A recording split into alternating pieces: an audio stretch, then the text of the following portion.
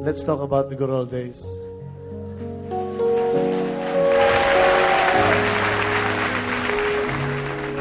I remember when I was 21 years old.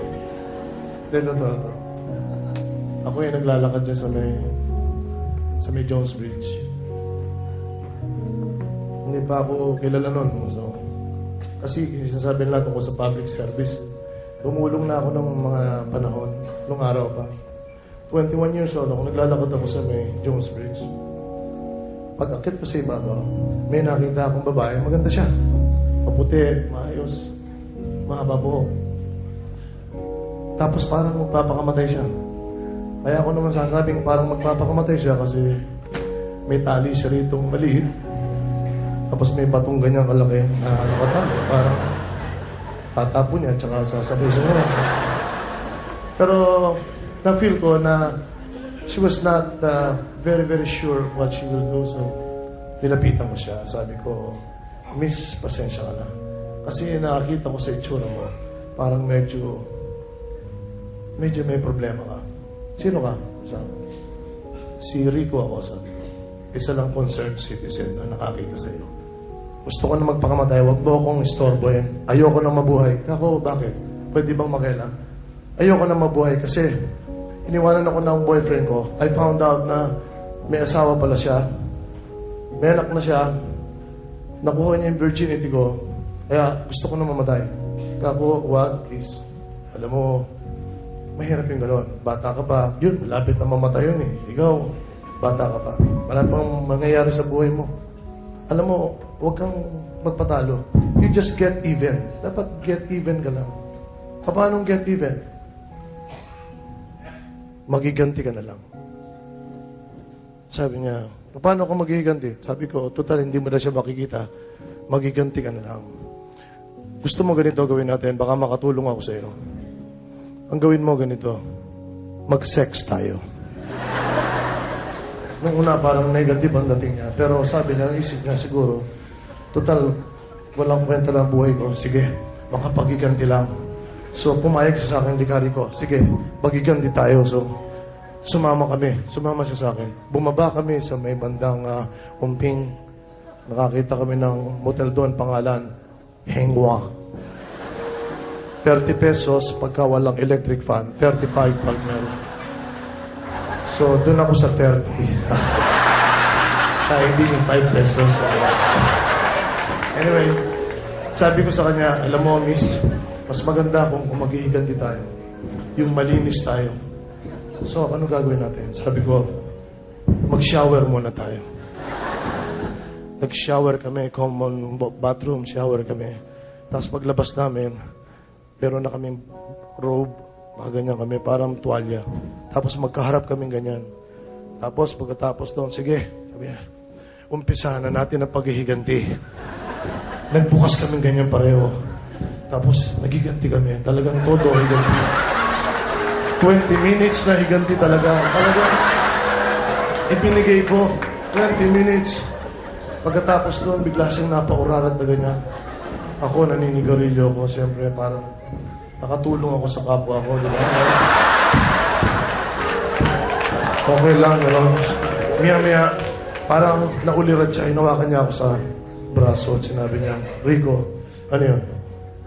Masarap pala magiganti. Sabi sa'yo eh, pwede ba? Magiganti tayo uli. Sige, hiniganti ko na naman siya. Todo talaga. Mga 15 minutes, hiniganti namin. Todo hiniganti ko. Tapos, naurirat na naman siya for 10 seconds. Ako naninigarilyo. Maya-maya, inawakan niya uli ang kamay ko. Sabi niya, Rico, ano yun? Ang laking tulong ginawa mo sa akin. Talagang dapat magiganti. Please, isa pa. Gusto ko pa, galit na galit ako sa kanya. Magiganti tayo uli. Iniganti ako. This time, itinodo ko na hanggang sa talagang to the last drop. Ang todo ko ganti sa kanya. Hindi na ako nanigarilyo dahil about to sleep na ako. Pero after mga 5 seconds, ginanon niya ako sa paa. Rico, ako bakit? Magiganti tayo ulit, sabi niya. Ang payo ko sa kanya. Sabi ko, alam mo, Iha, patawarin mo na siya. See?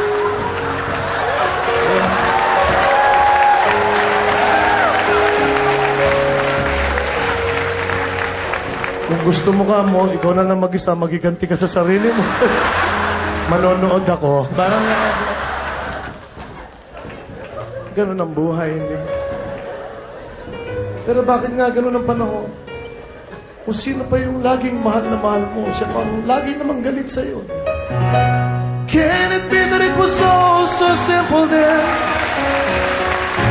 All has time rewritten every line.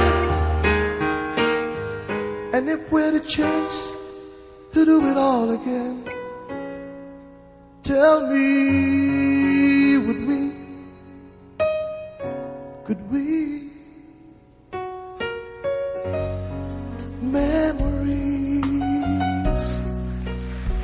like the corners of my mind. Gusto mo magiganti? Gusto you wanna color memories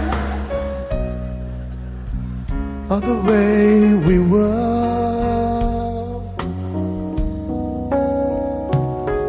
Scattered pictures of the smiles we left behind, smiles we gave to one another. Oh, baby, for the way we were.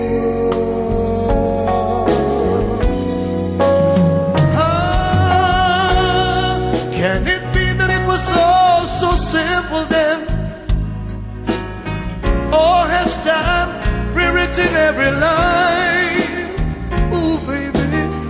And if we had a chance to do it all again, tell me, would we